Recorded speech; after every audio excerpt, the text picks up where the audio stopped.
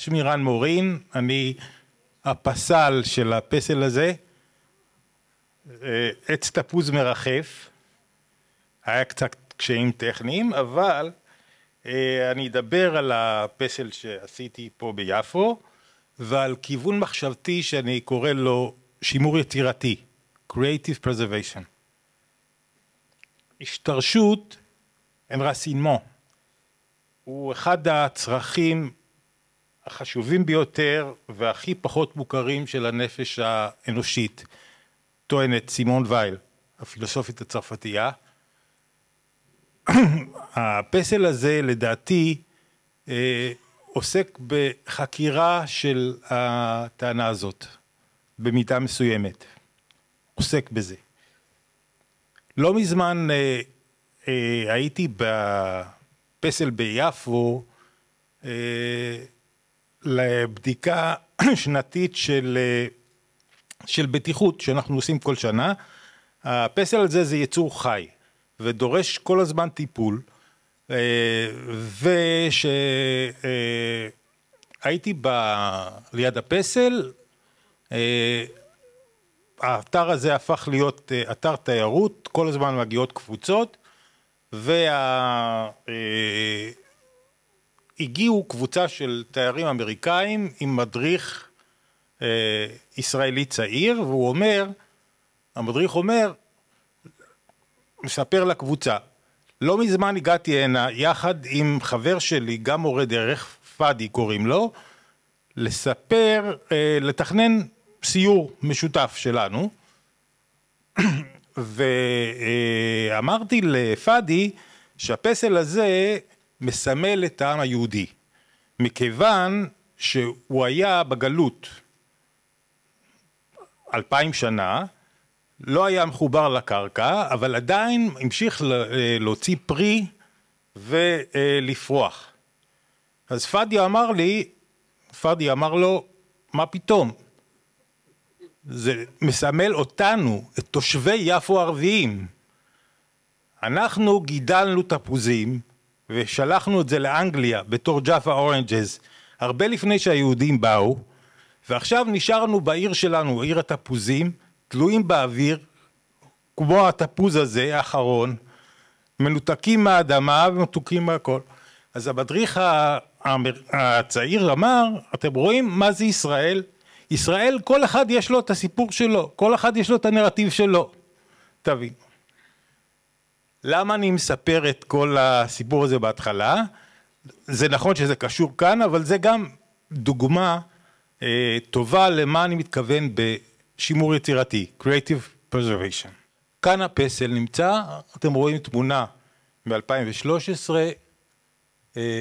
הוא נמצא שם, קרוב לבית החולים הצרפתי, ביפו העתיקה. טוב, ראשית כל רציתי להודות לכל האנשים שקשורים בפסל הזה, בעבר ובהווה.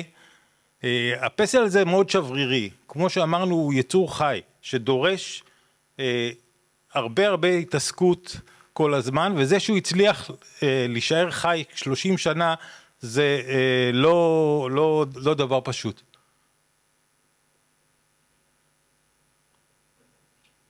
שדרור התקשר לפני כמה זמן, חשבתי שזו הזדמנות טובה מאוד בשביל להבין איך קרה שהפסל הזה נהפך לאטרקציה כזאת שמושכת מאות אלפי אנשים, ומופיע בגוגל מפס בתור אתר.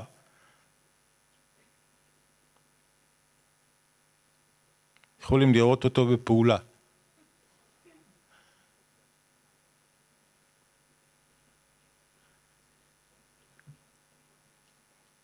עכשיו אני רוצה לספר קצת על שימור יצירתי. זה התחיל בעצם שעבדתי בשנות ה-90 על פיתוח פרויקט לאתר ארכיאולוגי ברמת רחל, ושיתפתי פעולה עם איקרום, אונסקו ברומא, בקשר לרעיונות התיאורטיים שקשורים לזה.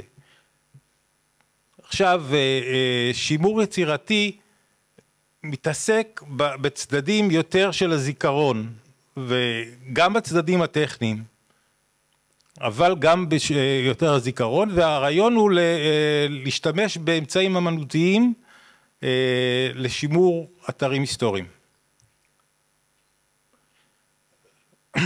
דוגמה אחת שאני יכול לתת למה זה שימור יצירתי, זה הפרויקט שלי פארק הזיתים ופסל עמודי זית ברמת רחל, למרות שהוא לא קשור לאתר הארכיאולוגי בדיוק, אבל הוא כן מזכיר את הנוף ההיסטורי של הרי ירושלים, וכן יש בו משהו בפארק שמספר על המקום שלו בעבר היותר קרוב, שהוא נמצא על גבול הקו הירוק בצד הישראלי.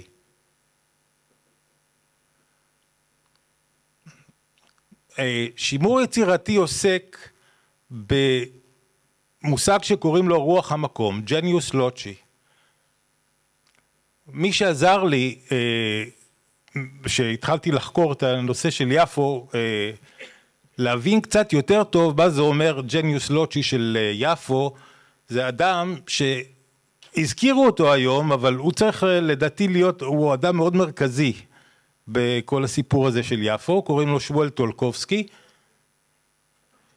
לא כל כך אפשר לקרוא זה, אבל אני יכול לקרוא פה.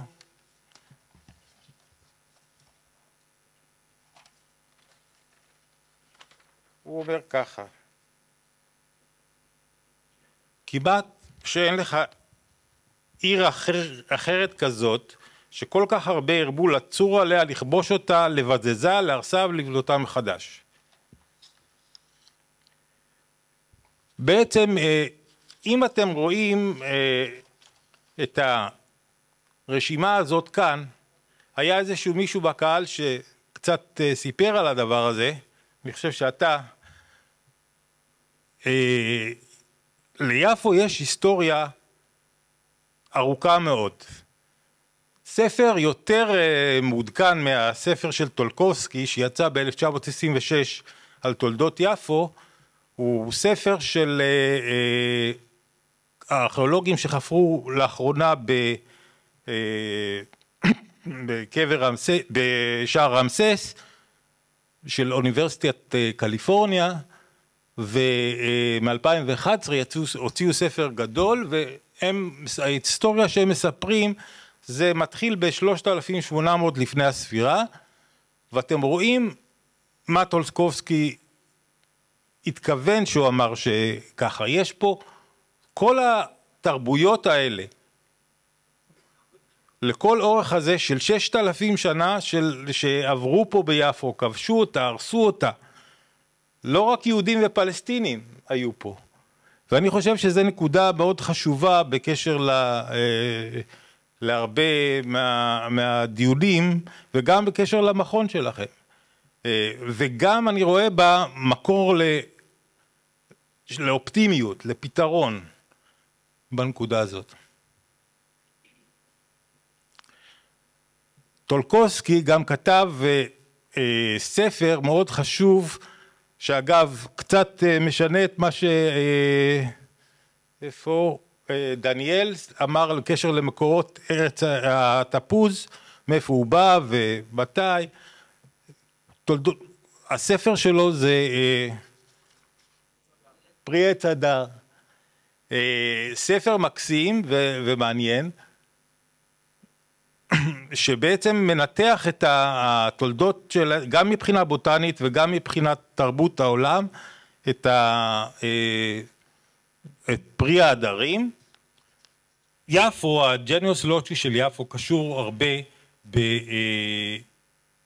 בהיותה עיר של עצי פרי, של פרדסים, של גנים, מימי קדם. כך הוא אומר, אתה בא ליפו, אינך מוצא את הגן בעצם פריחתו, בעיתו, אינך בא לתוכו לאכול מפריו, אתה מוצא את העלמה נותרת הגן, והנה יפת תואר, כל אשר תדרוש ממנה תעשה. ככה זה במאה ה-13 לפני הספירה, פפירוס אנסטסי, מורה לספרות בארמונו של רמסס השני. איכשהו העניין של פירות הדר ותפוזים ולימונים היה קשור באהבה. הוא אומר, פירות ההדר היו קשורים בזמנים שונים וצלמים שונים באהבה. היהודים בימי בית שני היו מקשטים באתרוגים את החופה, ורון סער, המשורר הגדול של הרנסנס, כתב, תפוזים ולימונים הם סמלי אהבה. מופלא הדבר שאותו מנהג ואותה דעה היו מצויים גם ביפן. כלומר, זה משהו אוניברסלי שעצי עץ תפוז קשורים באהבה. אתם יכולים לראות, אגב, המכללה שלכם בבלומפילד, זה היה האזור של התפוזים. אתם יכולים לראות את המפה של המודד של הצבא הצרפתי, ועם החץ שמופנה, האזור ההוא היה אזור נמוך של בעצם ביצות, וייתכן מאוד שזה היה גם הנמל הקדום של יפו, ורואים שכל יפו הייתה מוקפת בתפוזים, והיה בעצם ריח של תפוזים מאוד חריף ביפו שנתן חלק מהזה. נחזור עכשיו לפסל שלי, של העץ תפוז ברחף. ככה הוא נוצר. הוא נוצר על ידי, עשיתי באותו זמן פרויקט עם יונה פישר שהיה מנהל מוזיאון תל אביב, ואורס ריכטר שהיה קשור ליונה, הציע לי לעשות תערוכה ופסל ברחבה ליד. זה הפרויקט של מוזיאון תל אביב, שם עלה לי הרעיון של העצים המרחפים.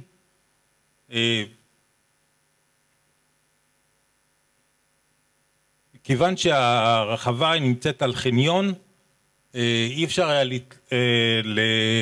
לשים את המשקל, להפוך את המוזיאון לגן, אז הייתי צריך לחשוב על רעיון של עצים תלויים. וככה הגענו לפסל של יפו. בסופו של דבר הפרויקטים במוזיאון תל אביב לא התקדמו בגלל אויבים של יונה גרמו לו להתפטר, ומאז לא המשיך הפרויקט הזה, עניינים של עולם האמנות. וב-16/11/1993 הקמתי את הפסל הזה ביפו, יחד עם התערוכה. עכשיו, אחרי שהקמתי את הפסל, ראש העיר, שהיה מעורב בפרויקט הקודם ומאוד אהב אותו ורצה את הפרויקט של מוזיאון תל אביב, אמר, זה חייב להישאר. הפסל הזה, הביאו את מיכה לוין שהיה יושב ראש הוועדה לפסלי חוצות, והחליטו שהפסל הזה זה פסל חוצות של עיריית תל אביב. זה לא כל כך עבד טוב לטובתו, כי ב-2001 אגף שפע בעירייה הכריז שהוא יטפל בפסל, ולא משה טנוריו, עובד הגלריה הפיליפיני, שעבד שם וטיפל בו מאז ההקמה שלו, לא יפסיק לטפל בו, ואגף שפע יטפל בו. תוך שנה הרגו את העץ. לקח בדיוק שנה. ואחרי זה הם דיברו איתי אולי להחליף את העץ, וזה אני לא ידעתי אם אני רוצה להחליף את העץ, אבל בסופו של דבר החלטתי, ב-2002, את התקופה, החלטתי שכן, נעשה את זה, ולקח תהליך של כמה חודשים, הבאנו עץ חדש, אבל הבעיות של הפסל הזה לא הפסיקו בעצם ב-2002, אחרי שהקמנו את זה. אחרי זה, הכבל המזרחי של הפסל היה קשור למנזר סן ז'וזף, חלק מהמתחם הצרפתי של בית החולים, והוא נמכר ליזמים והפך להיות ממלון דה ג'אפה. ואז זו הייתה תקופה מאוד מאתגרת, כי היינו צריכים להחליף את כל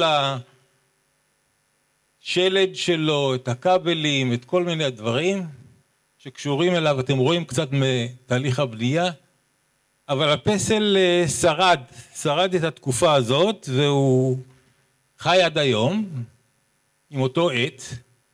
כל מיני אנשים עשו פרויקטים מסחריים על חשבון הפסל הזה, הם משלמים $500 בשביל תמונה בגט אימג'ס.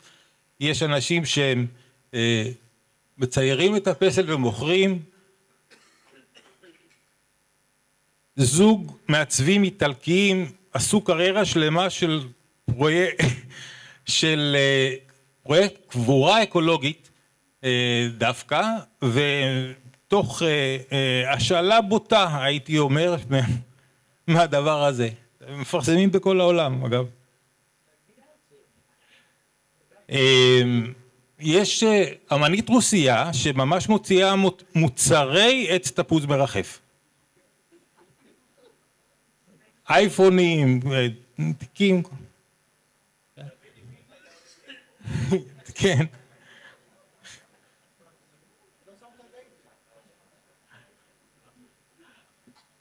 טוב, מה כתבו? זה כבר קטע שאני מצטער, אני נתקלתי קצת בעניין של ההצגה, אני צריך לקרוא, אבל בדבר כתבו אני אקריא מפה, או שאתם יכולים לקרוא לבד? אתם יכולים לקרוא לבד. הפסלים מציגים מצב של ניתוק, בו בזמן אהבה וגעגועים לקשר עם הטבע. מדברים אל כל אחד, וכל אחד יכול לפרש אותם כרצונו. עוזי צור בהארץ כתב,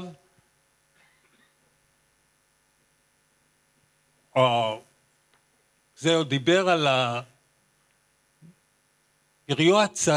פריו הזעיר מצטמק מעין כותב כקידה חרישית לפרדסים המיובשים ולחדוות הספקולנטים. צריכים לסיים? טוב, אז אני אעבור לדבר אחרון רק. זה בתוכנית הלימודים, וזה קשור לנושא של הערב, ולחלק הראשון שלו. אינטלקטואל נוצרי ערבי, ג'ורג' דיק, שמעתם עליו אולי כתב שזה מסמל, העץ הזה מסמל אותי, את כולנו תושבים ערבים של העיר, שפעם הייתה תפארת הארץ. אנחנו התושבים שישרנו אחרי 48, נתרנו אותו באותו עץ בארצנו, בעירנו ובמולדתנו, יחד עם זאת תלושים מן האדמה. אז עניתי לו, בקיצור אני לא אקריא את הכל, עניתי לו שלא רק הפלסטינים תלושים מהאדמה, בעצם האדם שבתקופתנו הוא בעצם, כולנו נמצאים באותו המצב, שאנחנו מנותקים מהקרקע ואנחנו ממשיכים לחיות. אז הוא ענה לי, מה שהוא ענה לי זה יפה. אני מסכים עם דבריו של מורין, דווקא תחושת הריחוף, אותו ניתוק תלוש, יכול לפתוח צוהר לשיח אחר ומיוחד. דווקא העם היהודי אשר לימד את העולם גלותיות ביי. זה מה שהוא אמר. אז התפקיד שלי הוא לשמור את העץ הזה בחיים, אני לא קובע את הפירוש שלו, אני קראתי לו עץ תפוז ברחף. אני מצטער על התקלות הטכניות, תודה רבה.